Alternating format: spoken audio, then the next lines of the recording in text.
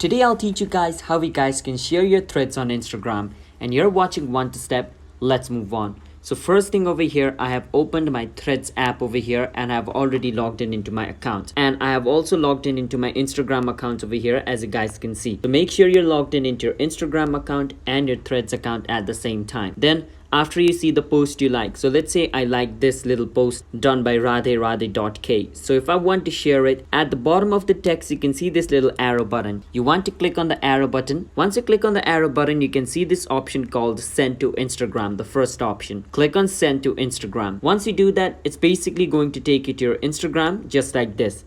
Once it takes you to your Instagram, it's going to automatically open up. Now what you can do is choose where you want to send it to. So I can choose to whom I want to send it to. So let's say I want to send it to my friend over here. I can click on their name.